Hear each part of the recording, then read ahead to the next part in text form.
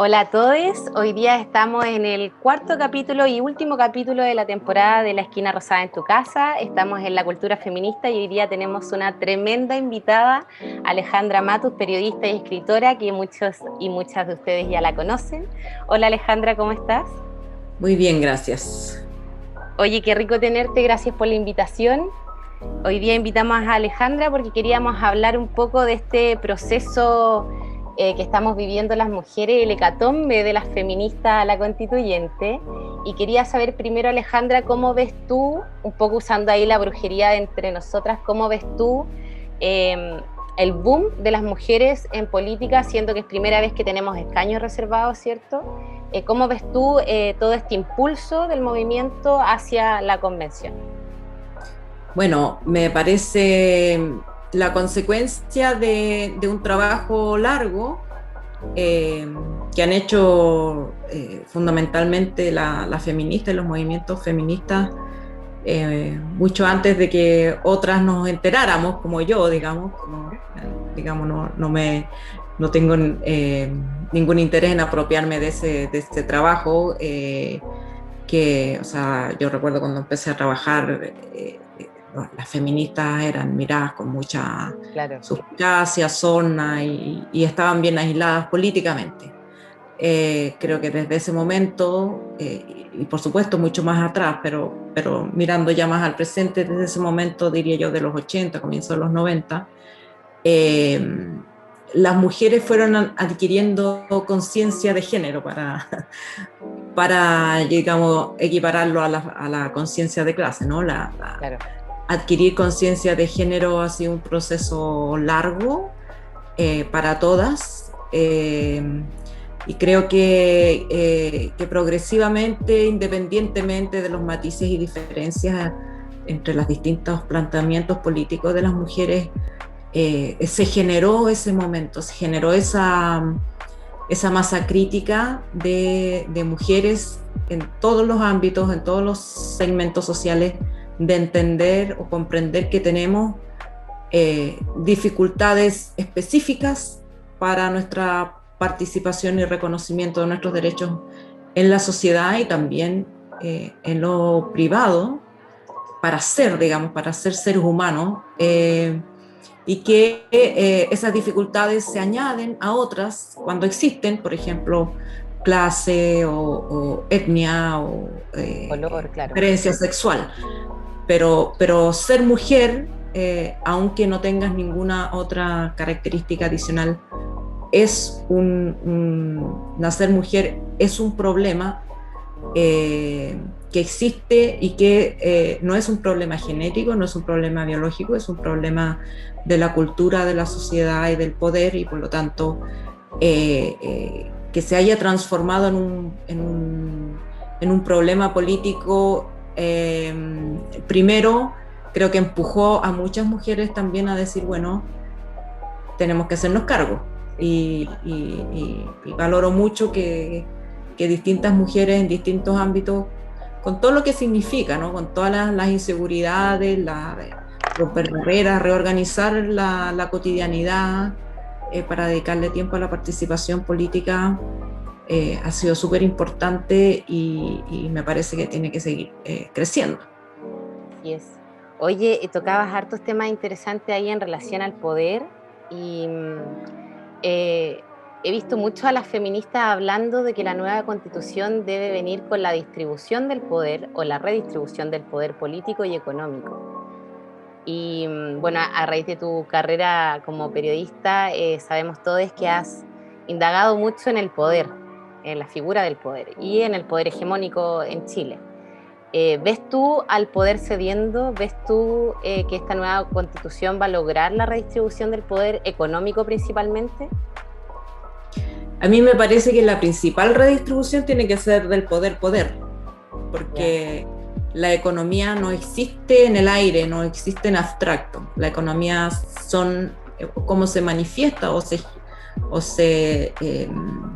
se expresan las decisiones económicas, depende de la estructura de poder. Entonces,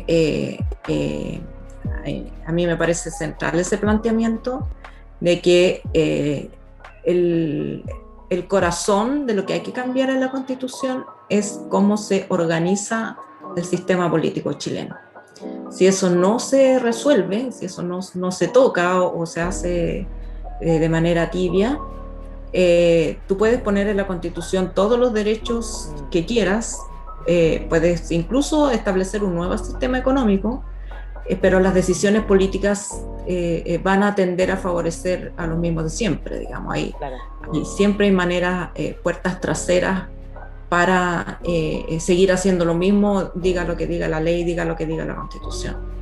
Y a mí eso me parece central y me alegra saber que las feministas están tomando ese tema, que me parece a mí que es la madre de todos los temas. O sea, necesitamos redistribuir el poder para que los sueños, las aspiraciones, los derechos puedan materializarse realmente. Así es. Ahora, ¿cómo lo veo? Súper difícil. Súper difícil porque eso significa que la gente que hoy día tiene todo el poder concentrado acepte, ceda, entienda que le conviene más el poder distribuido que el poder concentrado, digamos, si quiere sobrevivir, porque claro, es muy, mantener el actual estado de cosas es muy explosivo, y cualquier beneficio que ellos vean de corto plazo se va a perder en el futuro cercano, pero de mala manera, digamos, y también para el pueblo y para las mujeres va a significar no poco sufrimiento. Entonces, creo que lo más razonable y sensato, aún desde el punto de vista de sus mejores intereses, de quienes concentran hoy el poder, es redistribuirlo. Cuánto y cómo va a depender de la fuerza que tengan quienes consideren que esto es central, digamos. O sea, todo esto depende de la fuerza política. Nadie cede el poder porque es bueno hacerlo. Claro. Digamos, tiene que ser forzado a ceder poder, y eso forzado no desde el punto de vista no necesariamente violento, sino que forzado con la fuerza política de las mayorías que en Chile están excluidas de las decisiones políticas en Chile, lo que es un absurdo en un sistema democrático. Es un absurdo. Bueno, las mujeres estamos excluidas de las decisiones políticas. Claro, las mujeres,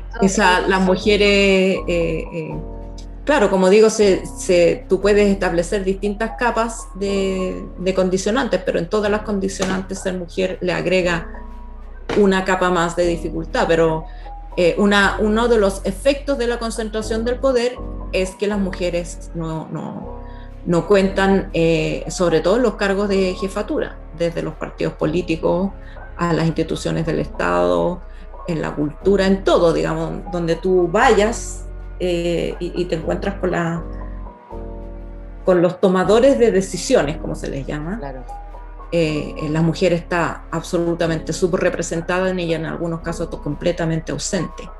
Entonces, esa es una demostración de que el poder está mal distribuido, porque si el poder estuviera distribuido de acuerdo con la presencia en la sociedad, en este caso de las mujeres, tendría que darse naturalmente que está 50 y 50% en todas las capas de toma de decisiones.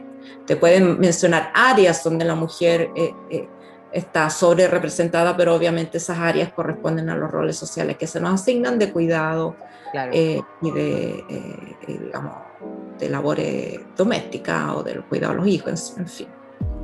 Así, y hay casos súper graves, como por ejemplo las concejalías, donde el 85% son hombres, a nivel nacional. Sí, bueno, y en el Congreso también, bueno, en el Congreso es 80%, creo que son hombres, eran 19%. Entonces, los columnistas, que también son autoridades no electas, pero son autoridades en el sentido de que son personas a las cuales la sociedad mira en busca de respuesta, en busca de guía de lo que hay que hacer o lo que se está haciendo mal. Y el 99,9%, por lo menos hasta hace un tiempo, de los columnistas de prensa escrita eran hombres. Los economistas son hombres, los jueces de la Corte Suprema son hombres.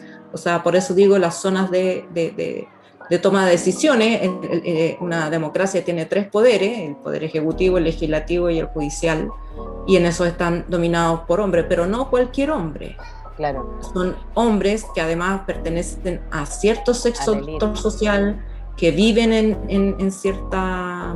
En las 3 comunas. Zona del país, las 3 comunas, que son homogéneamente parecidos, están relacionados familiarmente, son además los que en el mismo sector son los que tienen el poder económico, son los que tienen el poder religioso. Entonces esta combinación, por eso digo que hay una concentración de poder total que es única de Chile, porque hay otros países, digamos, única de Chile como democracia, digamos, claro. Podemos encontrar casos similares en dictadura. En la dictadura, claro.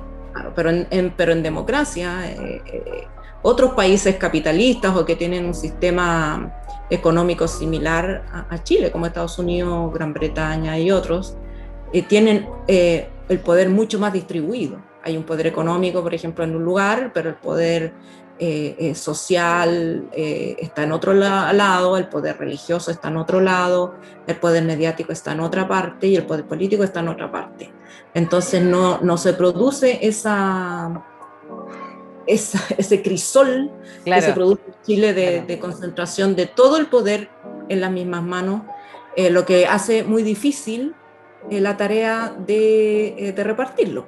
De hecho, por eso han pasado todo tipo de gobiernos en estos 30 años y no han logrado desarmar esa madeja. Sí, pues aquí estamos las patipeladas, digamos, tratando de romper algo que es lo más hermoso que me parece que está pasando, porque además parte de esto, por supuesto que esto se afianzó, se consolidó y se volvió contrario a los intereses colectivos y mayoritarios a partir de la dictadura. Pero algunos aspectos venían desde antes, por ejemplo, el machismo o el patriarcado. Claro. Los partidos progresistas o de izquierda previo a la dictadura, tampoco la presencia de la mujer en cargos directivos había mucha base de mujeres, pero a la hora de las jefaturas eran fundamentalmente masculinas, los medios igual, digamos, y otros aspectos, digamos, el origen social de clase también estaba altamente representado un cierto sector en el Congreso y otros no. Pero había ido evolucionando. El siglo XX fue un siglo de ir avanzando en la recuperación de derechos, en la conquista de derechos. La conquista, claro. Que nunca habían existido. Claro. Pero la dictadura le puso un freno, no solamente un freno, sino que además hizo retroceder todo a los tiempos previos, prácticamente coloniales, donde el solo hecho de nacer en cierta familia o en cierto lugar, ser hijo reconocido de ciertos padres, te otorga derechos que los demás no tienen. Igual hoy día pasa, igual hoy día el apellido de tu padre en la élite es un tema... Por eso digo, porque la dictadura, esto se retrotrajo y no cambió, pues, no ha logrado cambiar. De hecho, se ha afianzado esa concentración de poder, aunque se redujo la pobreza y digamos, por abajo hubo políticas públicas que mejoraron las condiciones de vida de las personas. El techo, el problema está en el techo, que está no solamente del progreso económico material, sino del reconocimiento como ser humano, del reconocimiento a los derechos, al reconocimiento a decidir sobre los asuntos públicos, que es donde no estamos, digamos, la gran mayoría no estamos. Efectivamente no estamos. Oye, esto tiene igual un poco, bueno, tiene bastante relación con la justicia. Las feministas también las he escuchado mucho hablar de justicia, y justicia es un tema que tú has estudiado bastante. Y hay una entrevista que tú das el año 2016 en CNN donde tú dices que desde el 96, que es este momento en tu vida que imagino que fue, que marcó muchísimo, que tiene que ver con el libro negro, ¿cierto? Y en el 2016 te preguntan si han habido cambios. Y yo te quería hacer la misma pregunta en relación a la justicia, hoy día, 2020, 2021. ¿Tú ves cambios significativos en la justicia chilena?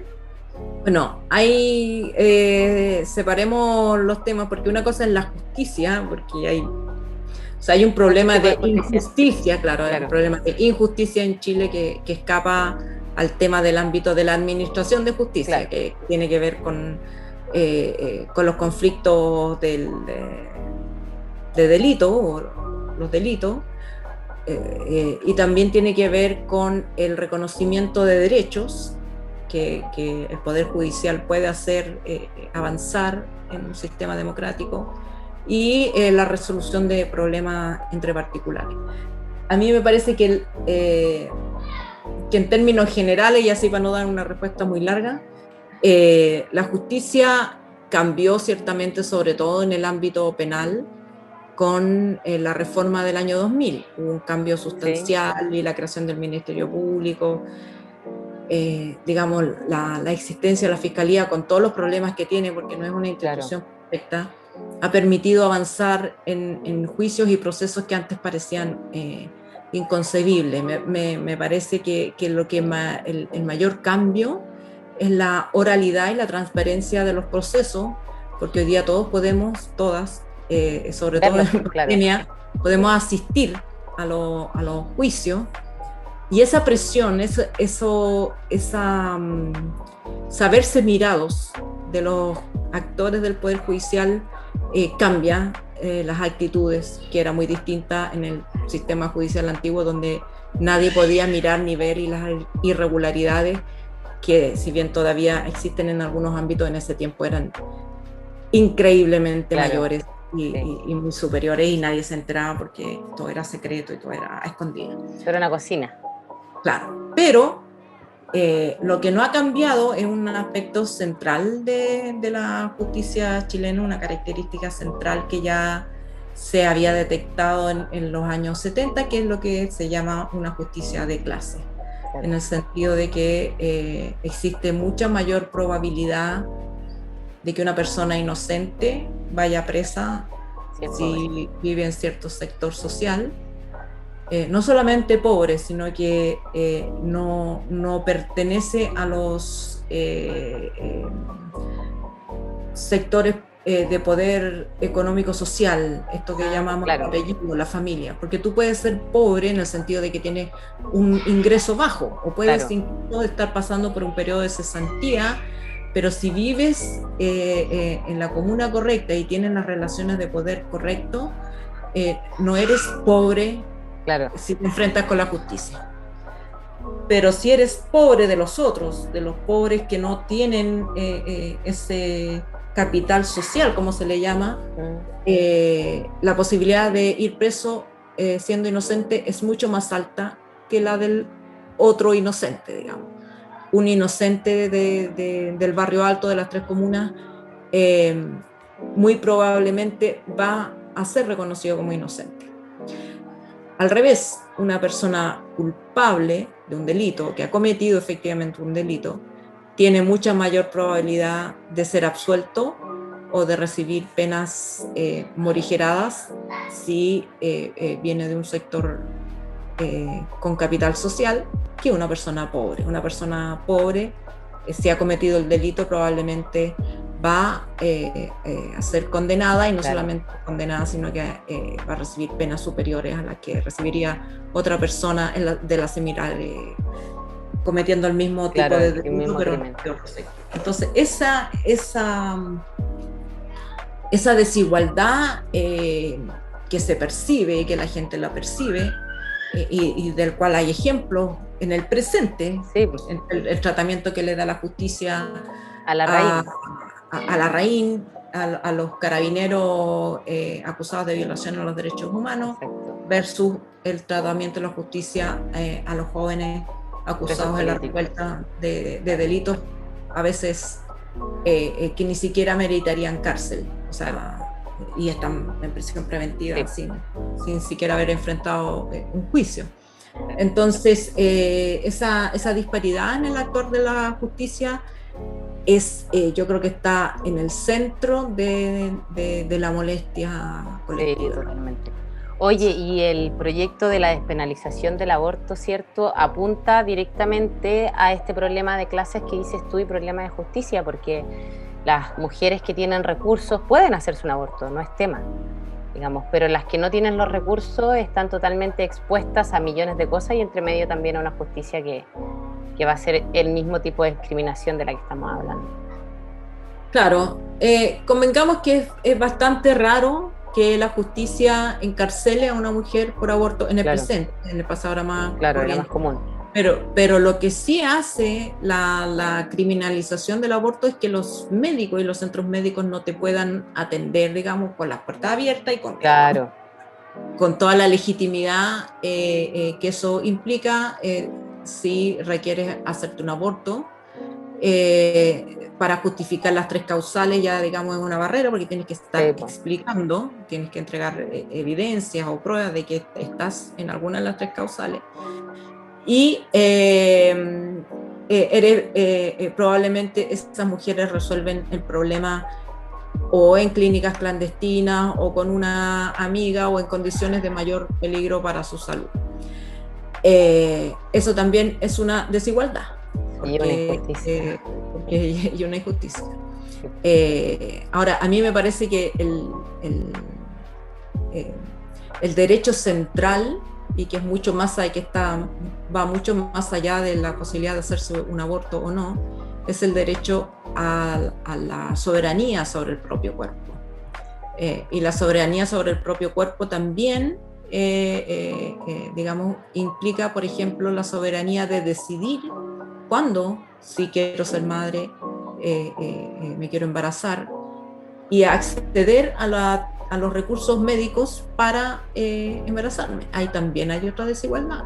Los tratamientos de fertilidad, por ejemplo, que son muy caros, no están garantizados como derechos, digamos, y es una inconsistencia de los pro vida, porque castigan el aborto, pero una mujer pobre, infértil, tampoco puede acceder a la misma calidad ni cantidad de beneficios que tiene una mujer de mayores recursos. Entonces, y entre medio hay una enorme escala de situaciones. Por ejemplo, una mujer no está protegida en el matrimonio respecto de tomar esa decisión. Digamos, si está casada, no puede decir no quiero tener hijos o no quiero tenerlos todavía, o digamos, no hay una o mi marido me violó, digamos. Claro.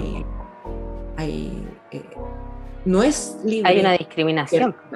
La mujer no es soberana de su cuerpo en el matrimonio, digamos, ¿no? Y en otros ámbitos. Entonces, es la soberanía del cuerpo de la mujer lo que no se reconoce.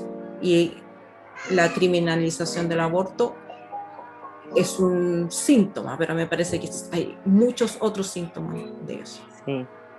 Oye, es tan raro pensar que hay unos viejos en el Congreso opinando sobre mi cuerpo. A mí me parece tan raro eso, como una cosa muy rara. Claro, y además, sobre todo cuando uno conoce a varios personajes de ahí, terrible. Sabe cómo son. Sí. Oye, Alejandra, y un poco para ir cerrando, te quería hacer una última pregunta que tiene que ver con los medios de comunicación de masas, que en realidad nosotras y nosotros acostumbramos a llamar a los medios de manipulación, ¿ya? Porque como que parece que toda la televisión y todos los medios de comunicación como que te tratan de vender una pomada o una realidad que tú no vives. Por ejemplo, ahora los medios están hablando de las presidenciales, ponte tú, y tú decís, chuta, pero lo más importante hoy día es la constituyente. Estamos hablando de que vamos a escribir, esto es un proceso histórico que tiene mucha más relevancia, que entiendo que hay que hacer elecciones, alcaldía, concejales, ya perfecto, sí, podemos poner otra fecha, pero toda esta distracción, y además nos hacen cargo de la formación, o sea, podrían, no sé, estar invitando a votar a la gente, podrían estar informando de los distritos, etcétera. ¿Qué pasa con los medios de comunicación? ¿Tú ves a los medios de comunicación pasando por algún proceso de transformación o tú los sientes como que están estancados en esto? O sea, depende de los medios, pero si estamos hablando de los medios tradicionales chilenos, diarios y televisión, me parece que en general, aunque hay excepciones, los medios están pasando por un momento de doble crisis. ¿Ya? Una es la crisis de credibilidad, por supuesto, porque hay una manera de hacer periodismo que no se hace cargo de toda la realidad y pasa lo que dices tú, que los medios te dicen una cosa y tú estás viviendo otra, no hay conexión.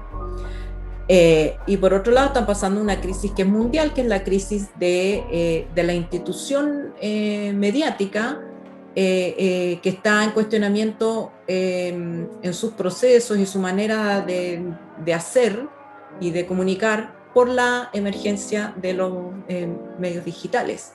O sea, los medios de comunicación no reciben ese nombre porque son instrumentos, sino que porque median, claro. Están entre lo que sucede y muchas cosas ya no necesitan esa mediación. Entonces, en esa transformación doble, digamos, que están sumergidos los medios chilenos, yo creo que no están en condiciones de ver, ¿no? No están en condiciones de ver en estos minutos. Creo que todos los tienen ahogados y no ven, digamos, que están muriendo. Pero más allá de eso, a mí me parece que los medios no tienen, no están cumpliendo su rol en este tema que tú mencionas, no por responsabilidad exclusiva de los medios, son los partidos políticos los que están distraídos o están tratando de pasar estas tensiones políticas que requieren de su parte transformación completa. O sea, sobre todo los partidos progresistas o de izquierda que supuestamente tienen la aspiración de representar el clamor popular o de las grandes mayorías, debieran estar en un proceso de transformación interna radical, desde cómo se entiende la militancia, cómo se hacen las reuniones políticas, cómo se toman las decisiones, cómo se resuelven las candidaturas, cuáles son los programas políticos, a quién escuchan o con quién están conectados y con quién no, digamos. Yo creo esa debiera ser la tarea de los partidos políticos, y hacia afuera, por supuesto que tener, en mi opinión, todos los huevos puestos en la constituyente, salvo que seas de los partidos que votaron por el rechazo, digamos, que estarán en su propia agenda y digamos, no se puede esperar de ellos que quieran transformarse. Su postura política es otra. Pero a mí me sorprende mucho que al final todos los partidos políticos, todos los sectores, sin excepción, han caído en la trampa de embelezarse con la idea de designar a un candidato o candidata, que si primaria, que si no primaria, que bla, bla, la primaria bla, que no funciona. Que con este, claro, absolutamente pegados en las lógicas anteriores a la revuelta. Yo creo que no tiene ningún sentido político seguir pegado a esas lógicas, tratando de dar respuestas para el presente y para el futuro. Totalmente de acuerdo contigo, Alejandra, no puedo estar más de acuerdo contigo.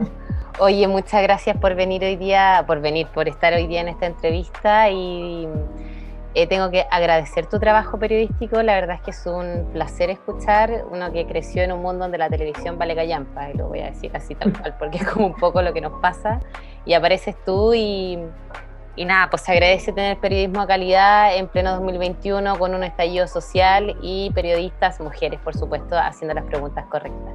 Así que muchas gracias, Alejandra, y muchas gracias por venir hoy día. Muchas gracias a ti por la invitación.